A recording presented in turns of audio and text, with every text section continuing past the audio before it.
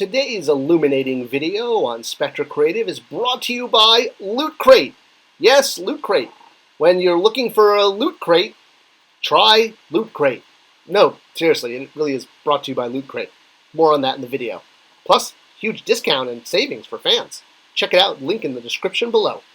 On with the show.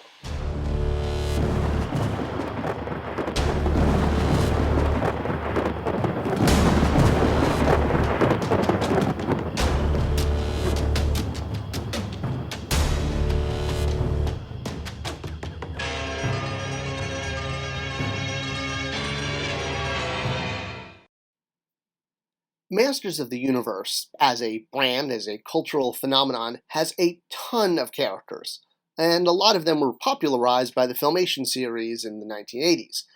Obviously, there's He-Man, the most powerful man in the universe that everyone knows, and then there's Snout Spout, that a couple people know. Well, when you look at the brand as a total, there are a ton of characters. I mean, hundreds and hundreds of characters. And one of the more interesting characters in the Masters of the Universe world is a character named Illumina. And she has been sort of a beacon of the fan base for a long time. And I don't want to call her a controversial figure, but she's definitely had her shares of ups and downs. And while she did wind up in the Masters of the Universe Classics mini-comics at the very tail end, her story and her quest to become a figure and to be included in the brand has really involved a lot. Well, before we dive into her story, as mentioned in the upfront, this video is sponsored by none other than Loot Crate. And my good friends at Loot Crate, who I've known for quite a few years, contacted me about promoting one of their latest exclusives. You probably know Loot Crate as the curator of awesome monthly mystery boxes with really cool comic, sci-fi, nerdy, geeky themes like August, Defend and Protect. Well, for all summer, they have been helping Marvel fans build up to a Guardians of the Galaxy figure 4-pack. Each month, this summer long, fans have been getting a different character from the Guardians of the Galaxy, a bust with arms. A bust with arms. Is that a technical term? Well, a mini statue on a base. It's a head, and it's got arms, and it's a Guardians of the Galaxy character. So we've had Star-Lord, Gamora, and Rocket here. Sorry, Thor. And, well, the last one in the series is Groot himself. So Groot is going to be shipping, and if you want to complete your set and not only get Groot, but get all of the figures from the set so you could put them together and make an awesome desk monument to Guardians of the Galaxy, you can now do that because Loot Crate is offering all of them together, and if you use code SPECTOR15 at checkout using the link in the description, you'll get 15% off your whole order, which is like shipping plus more. And believe me, they have not spared the deco. It's a really awesome and well-painted set. So if you love Guardians of the Galaxy, head over to the description and pick up their latest crate, pick up all the Guardian figures you missed, and use this code and you'll get 15% off. All right, now back to our regularly scheduled programming. So, Illumina, the Gar, warrior, assassin, hero, villain, attractive blue chick with a giant weapon, well, however you're going to define her, she's a character that's been around in the Masters of the Universe brand since the early 2000s, and we're going to go into her creation, and she's definitely connected to a white cat in some way or another. And this character's been popular. Well, so popular that there have been fan customs of her. And there's no shortage of artwork of her online, and that's part of the story too. So let's get a little bit into her creation. So Illumina was created by two members of the professional fan community. Emiliano Santalucia, who is a huge He-Man fan, but is also a talented artist, hence the professional fan community. He's done some official He-Man art, such as the DVD covers for the 2002 series, and he's worked for Hasbro doing a lot of toy design on their Transformers brand. Here's a Galvatron he did, as well as some other additional art. He's even done art that has assisted with the Transformers movies. And then the co-creator was Val Staples, also a professional He-Man fan. Well, he's a comic book colorist by trade. He's most well known for being the colorist of Savage Dragon number 139, but he's colored some other stuff too.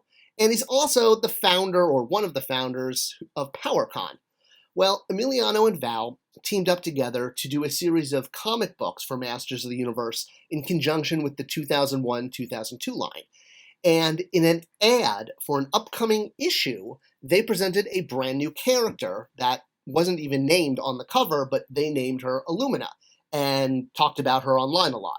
The only actual professional or really brand recognized image of her was this ad. And unfortunately, like a lot of great things in this world, the comic book series was canceled before that issue even ever came out. So she's a character who started off in a print ad for an unreleased comic and has now gone on to become a fan favorite, and especially a fan favorite on a particular fan site, He-Man.org, which Val Staples also runs. And it's no surprise because, well, He-Man.org very much wanted to be kind of the official fan club of Masters of the Universe. And it's a great site. I used to post there all the time. I still check them out all the time. But one of the things about being branded an official fan club is Mattel actually has a policy against this. They don't allow any fan site for any brand, Barbie, Hot Wheels, He-Man, Magic 8 Ball, whatever, to be an official fan site. Because they can't really choose between fan sites. It's like, choosing between your children or choosing between your favorite action figures or Arbor Day celebrations. There's always you can't, say, oh, I like this one better than that one, this fan site better than this fan site.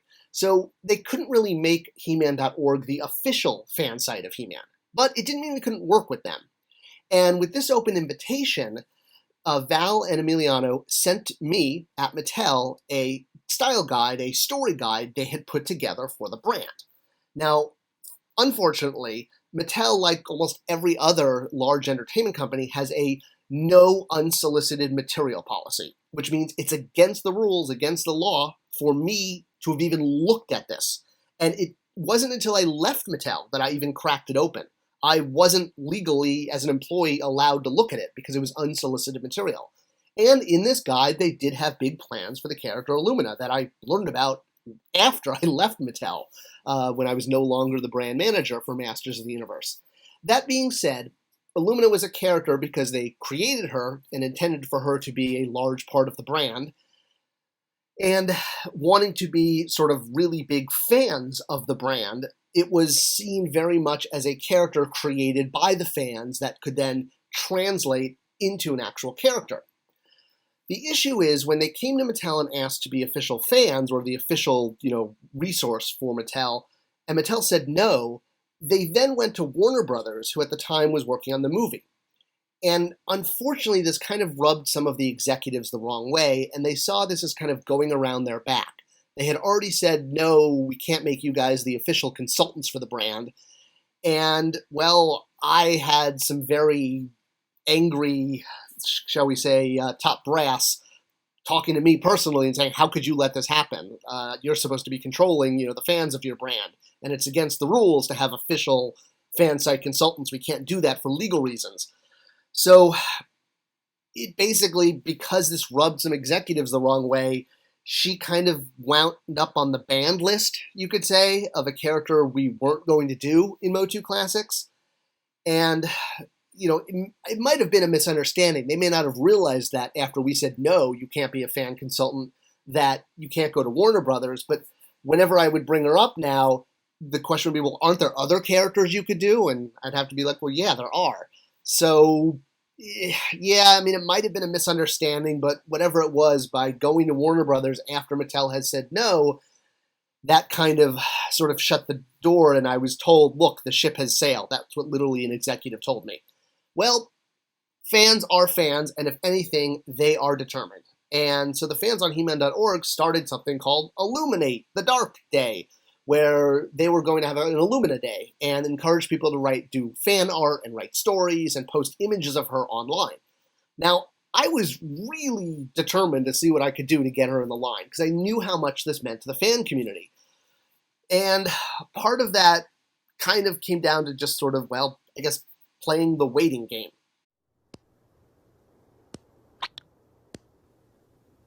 No, the waiting game sucks. Let's play Hungry Hungry Hippos. Like a lot of positions at large companies, there is turnover.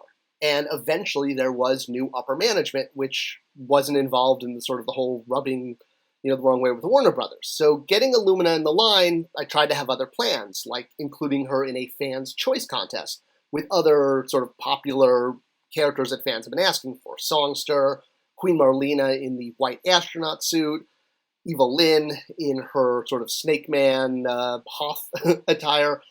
In the end, Geldor won. And I thought Illumina was actually going to blow everyone away because of all the support, but it's one of those cases where fans are louder than they are numerous, and even though He-Man.org was behind her, the other fans didn't really know who she was, which is kind of why Geldor won. Also, I kind of ended the contest early, which was a total error on my behalf. I think I ended it like a day early, like on a Sunday instead of a Monday. I can't remember exactly what happened, but it was basically because I was running the brand from home and I was overworked, and I forgot. And as soon as this happened, I'm like, oh my gosh, this is going to lead to such conspiracies, like as if I ended the contest early to try to keep Illumina from winning. And honestly, that was so far from the case because I was so determined to try to get her into the line. I waited out management. I tried to put her in a fan contest. And eventually I said, okay, well, let's at least get her into the mini-comics. The mini-comics for MOTU Classics kind of became a repository for characters that we couldn't quite get into the toy line. Characters like Tug-O-War, or some of the characters from the Hero, Son of He-Man subline that would have been in the 80s, including Skeletor's son, Skeletine. So there were a lot of characters that wound up in the mini-comics that couldn't be a toy, and the plan was to find a way to get Illumina in there. So we had an opening. Dare was going to escape into Preternia with the help of Mighty Spector and Man-E-Faces 2, who both had time powers, so their powers combined in order to create sort of a mini time machine that could bring Dare to Preternia, and we needed an assassin in Preternia that was going to be there. And I thought, oh, we could use Illumina. Perfect. Especially because this would be a cool, fun fan nod to have Spector actually spar off with Illumina. And if you're asking, well, why would I have Spector spar off with Illumina? Well, because Illumina was going to kill Spector right there on panel. Spector was a character I created, and Illumina was a character that the fan base, well, Val and Emiliano created, but the fan base really supported. And that same fan base on He-Man.org tended to not love the Mighty Spector. He was a character I created in the line as part of the 30th anniversary line. I was given a slot by management. And even though the line had things like ninjas, and it had cowboys with guns mounted on their shoulders, and it had elephants with robotic heads, or men with robotic elephant heads, Spector was seen as a Deadpool ripoff and was not wanted. I don't know why you can't have him when you can have the other motifs, but either way, that's why I thought it would be really funny to have Illumina kill Spector. It was sort of like He-Man.org killing my character because of the way they felt about him. In the end, Hero steps in, the original Hero, and casts a spell, turning Illumina into a cat. Now, why did we turn Illumina into a cat? Well, the original artwork for the comic book cover that never came out showed Illumina standing next to a cat. There was no explanation, there was no story, there were no word balloons, there wasn't even her name on the page. And there's been a lot of fan art, and part of that is because of Illumina Day, when fans were encouraged to post original art of her in order to encourage Mattel to make her in the line. And there was never any explanation linking her and the cat. Like, is this someone she rides, or could this just be another form of her? Could she have a cat form? And that concept seemed completely valid, especially when you look at art of things like the Incredible Hulk. There's a lot of art that shows Bruce Banner and Hulk together in the same image. And this was kind of the way that a few of us saw this piece and said, oh, okay, well, cool. Why don't we have her turn into a cat? That would be original. So that's the story of Illumina and the bus that wouldn't slow down. It's definitely a rocky road, and there were a lot of ups and downs. And to address the fans that are going to say I'm rewriting history and giving it from my skewed perspective, well, people will believe a lot of strange things out there, but I promise you, all I'm offering is the truth, nothing more. You can take the red pill, or you can keep believing that I have a conspiracy against Illumina. I really don't. All right, so this was the story of Illumina and how we tried so hard to get her into the line, and came really close a couple times. I hope you enjoyed this video. Comments below I always answer, and thanks so much for watching. See you next time.